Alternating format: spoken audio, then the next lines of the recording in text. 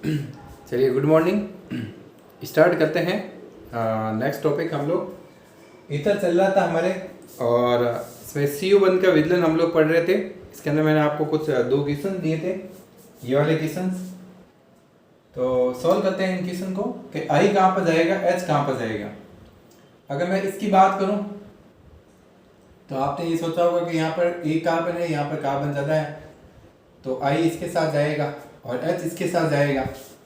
तो ये आंसर तो बिल्कुल सही है, लेकिन सोचने का तरीका थोड़ा सा गलत है।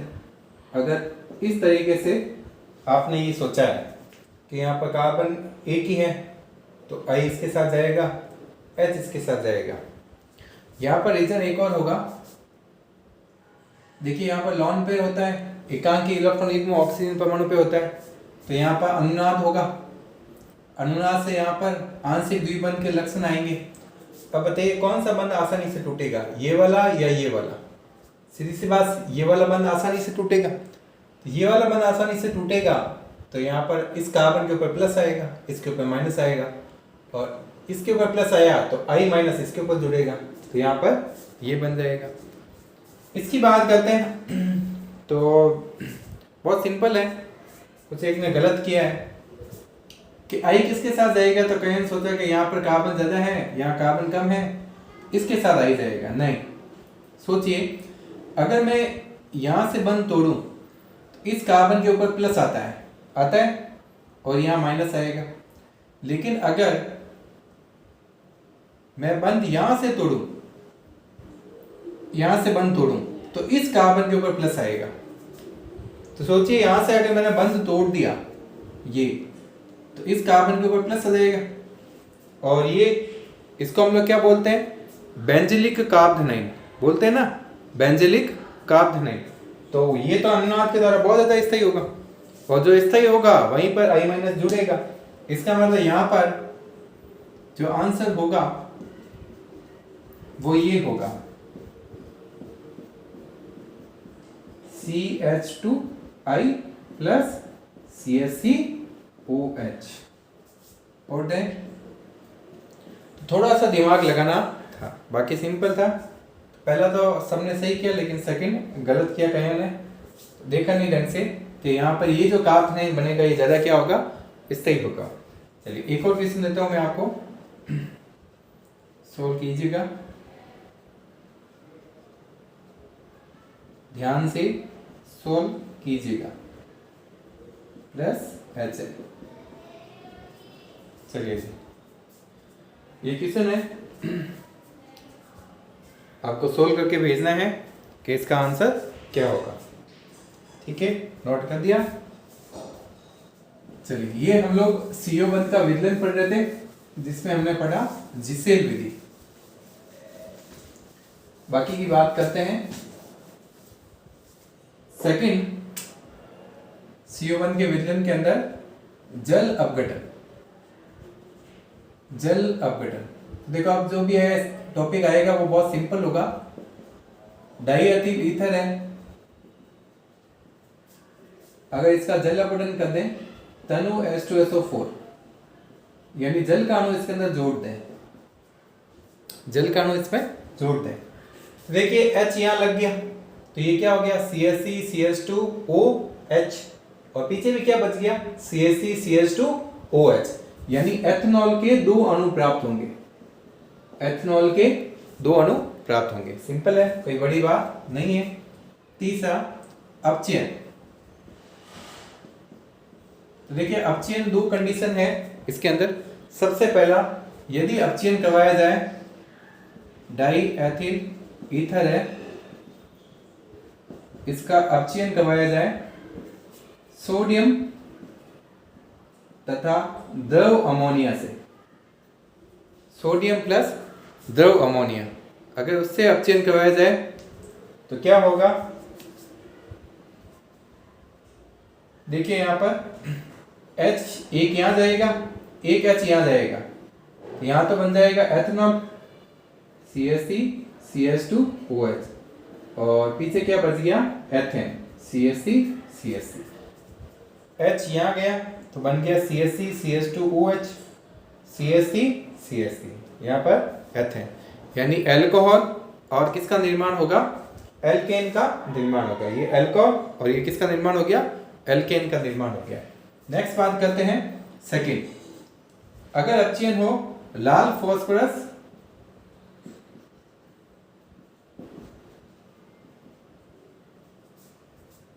HI की उपस्थिति में, लाल फास्फोरस HI की उपस्थिति में, तो ये मैंने आपको बताया था कि जब भी अपचयन लाल फास्फोरस HI की उपस्थिति में करवाएंगे तो एल्केन बनेगी, जितने कार्बन है उतने कार्बन की एल्केन बनेगी। सबसे पहले मैं इस ऑक्सीजन की बात करता हूँ।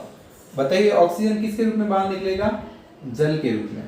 बताइए हमें कि जल के रूप में ये ऑक्सीजन बाहर निकलेगा। अब बात करते हैं कि जितने कार्बन होंगे उतने कार्बन की एल्केन बनेगी। अब आपके दिमाग में होगा कि सर 4 कार्बन है, 1 2 3 4, 4 कार्बन की एल्केन कौन सी होती है, ब्यूटेन। नहीं, ब्यूटेन नहीं बनानी है। देखिए ये 2 कार्बन अलग है, ये 2 कार्बन अलग है, तो केवल 2 कार्बन को काउंट करना है हमें, है ना। टोटल कार्बन तो 4 लेंगे हम लोग, लेकिन 2 के हिसाब से 2 कार्बन की एल्केन कौन सी होती है, एथेन, C2H6 यही होती है।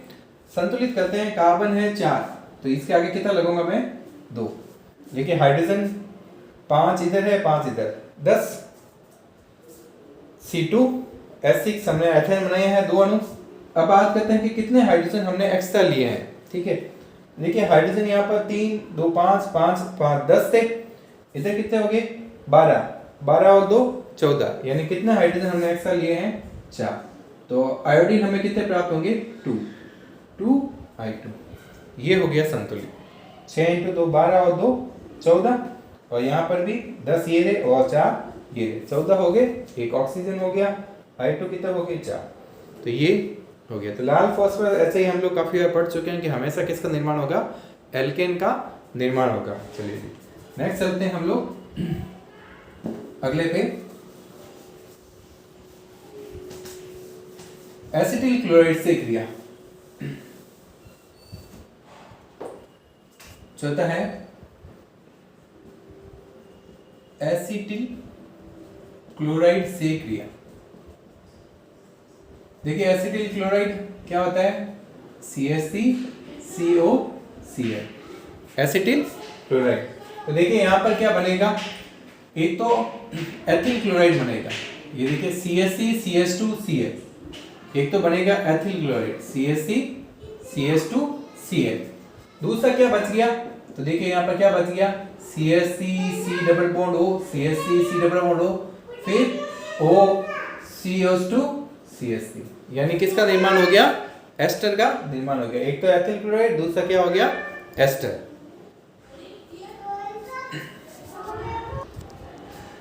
चलिए ये एसिटिल क्लोराइड के साथ हो गया।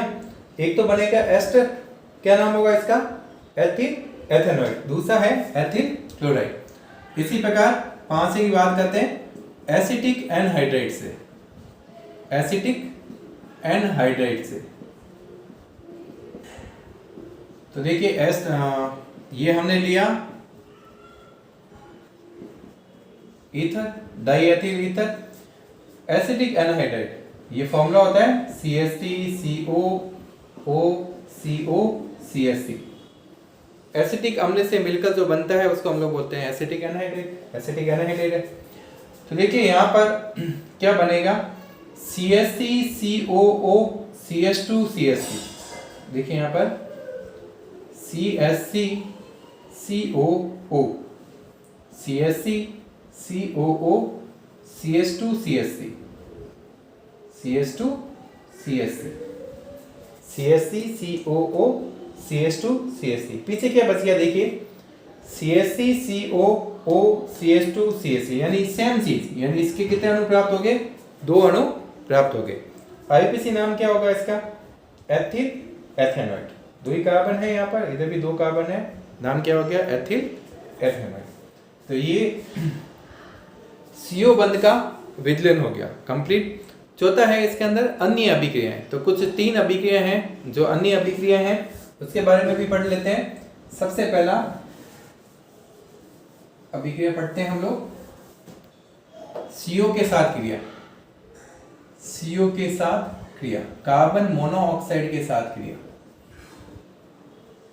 चौथा है ये अन्य अभिक्रिया में, अन्य अभिक्रिया, और ये बहुत इंपॉर्टेंट है। कार्बन मोनोऑक्साइड के साथ क्रिया डाइएथिल ईथर की। तो देखिए ये डाइएथिल ईथर है, क्रिया करवा दी हमने कार्बन मोनोऑक्साइड, उत्प्रेरक काम आता है बोरॉन ट्राइफ्लोराइड, दाब होता है 500 एटमॉस्फेयर, तापमान होता है 423 केल्विन। तो होगा क्या यहाँ पर, ये CO यहाँ जुड़ जाएगा। तो देखिए यहाँ पर CH3 CH2 ये जुड़ गया CO, CH3 CH2 ये CO जोड़ दिया है। आगे क्या है O, फिर आगे क्या है CH2 CH3। एस्टर का निर्माण हो गया। बताइए इस एस्टर का नाम क्या होगा, एथिल। कितने कार्बन है, 1 2 3, एथिल प्रोपेनॉइड। सिंपल है, बता सकते हैं आप। फिर बात करते हैं हम लोग नेक्स्ट अगले की। ये CO7 अभिक्रिया थी। अगली बात करते हैं हम लोग यहाँ पर दहन। अगली बात दहन की करते हैं। दहन हम लोग पढ़ चुके हैं वैसे, लेकिन देखिए यहाँ पर CH3 CH2 CH2 CH3 oxygen की उपस्थिति में गर्म करना, इसी को हम लोग क्या बोलते हैं, दहन बोलते हैं। तो देखिए क्या बनता है, ये तो हमें पता है CO2 और जल बनता है। किसी भी कार्बनिक यौगिक का जब दहन किया जाता है तो क्या बनता है, CO2 और जल। कार्बन कितने हैं, 1 2 3 4, तो इसके आगे मैं कितना लगाऊंगा, 4। हाइड्रोजन कितने हैं, 5 और 5 10, यहाँ कितना लगाऊंगा, 5। अब ऑक्सीजन को संतुलित करते हैं, 4 × 2 8, 8 और 5 13, यानी यहाँ पर 13। कितने ऑक्सीजन, एक तो इधर है हमारे पास में पहले से। देखिए 4 × 2 8, 8 5 13, एक यहाँ पहले से है, यानी कितने ऑक्सीजन की जरूरत पड़ेगी, 12। तो यहाँ पर 6 ऑक्सीजन के अणु। तो डाइएथिल ईथर का दहन करवाएंगे तो क्या बनेगा, CO2 और जल, कोई दिक्कत नहीं है। अगली अभिक्रिया है निर्जलीकरण। तो ये आपके नोट्स के अंदर नहीं है, लिख दीजिएगा इसको, इंपॉर्टेंट है निर्जलीकरण। डाइएथिल ईथर, इसको गर्म किया जाता है एल्यूमिना उत्प्रेरक की उपस्थिति में 653 केल्विन। एल्यूमिना उत्प्रेरक की उपस्थिति में 653 केल्विन। तो देखिए यहाँ पर निर्जलीकरण का मतलब जल का अणु बाहर निकलेगा। तो चलो ये जल का अणु बाहर निकाल दिया, यहाँ से ये ऑक्सीजन बाहर निकाल दिया जल के साथ। पीछे यहाँ पर बचता है एथीन, CH2 CH2 दो अणु। संतुलित करते हैं, देखिए यहाँ पर 5 5 10 हाइड्रोजन है, इधर कितने हैं, 2 × 2 4, 2 × 2 4 8, 8 और 2 10। कार्बन कितने हैं, 4, ऑक्सीजन 1। यही है, संतुलित है, आप देख सकते हैं। यानी डाइएथिल ईथर का निर्जलीकरण करवाने पर एथीन का अणु प्राप्त होता है। क्या प्राप्त होता है, एथीन। तो ये अभिक्रिया आपके नोट्स में नहीं है, लिखना है ये, है ना, नोट्स में लिखना है इसको, ठीक है। कैसे है, लैंग्वेज सुन लीजिए। डाइएथिल ईथर का एल्यूमिना उत्प्रेरक की उपस्थिति में 653 केल्विन ताप पर निर्जलीकरण करवाने पर क्या प्राप्त होता है, एथीन का निर्माण होता है। तो सिंपल है ये। तो ये हमारे यहाँ पर ईथर है वो कंप्लीट हो चुका है। छोटा सा टॉपिक था ईथर, इतना बड़ा नहीं था ये। जीसेल विधि इंपॉर्टेंट है इसमें, विलियमसन ईथरीय संश्लेषण है वो इंपॉर्टेंट है, बाकी तो इसमें कुछ इंपॉर्टेंट है नहीं। तो एक छोटी सी विधि थी। अब बात करते हैं कुछ पॉइंट्स की। नेट्रोलाइट मैंने बता दिया था आपको कि अल्कोहल और ईथर का मिश्रण है वो पेट्रोल के स्थान पर उपलब्ध होता है, उसको हम लोग क्या बोलते हैं, नेट्रोलाइट बोलते हैं। फिर अगर अल्कोहल चैप्टर की बात की जाए तो नोट्स के अंदर आपकी कुछ परिभाषाएं दे रखी है, वो वापस मैं रिपीट कर देता हूँ। एक होता है परिशुद्ध अल्कोहल, एब्सोल्यूट अल्कोहल। परिशुद्ध अल्कोहल किसको बोलते हैं, 100% जो शुद्ध अल्कोहल होता है उसको हम लोग बोलते हैं परिशुद्ध अल्कोहल। एक होता है परिशोधित अल्कोहल। परिशोधित अल्कोहल मैंने बताया था 95.5% शुद्ध होता है, 4.5% उसमें क्या होता है, जल होता है। 95.5% शुद्ध अल्कोहल होता है उसको हम लोग बोलते हैं परिशोधित अल्कोहल। एक होता है पावर अल्कोहल। पावर अल्कोहल क्या होता है? पेट्रोल में बेंजीन, ईथर, इसके साथ में एथेनॉल मिलाया जाता है। पेट्रोल में बेंजीन, ईथर के साथ में एथेनॉल का उपयोग किया जाता है उसकी शक्ति को बढ़ाने के लिए, पेट्रोल की शक्ति को बढ़ाने के लिए। तो इस प्रकार के अल्कोहल को हम लोग बोलते हैं पावर अल्कोहल। ठीक है। एक होता है विकृतीकृत अल्कोहल।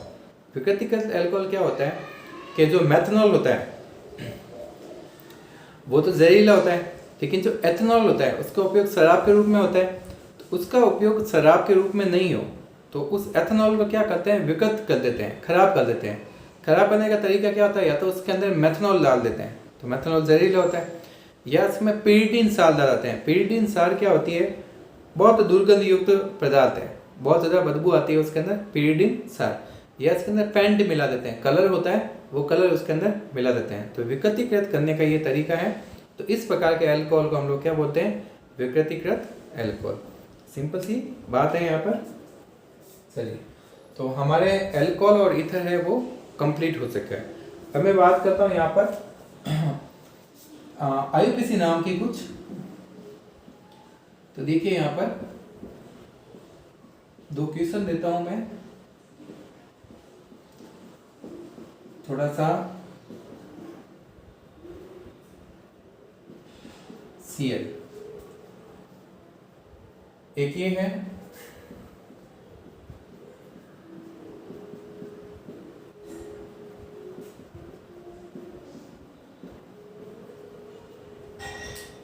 एक ये है।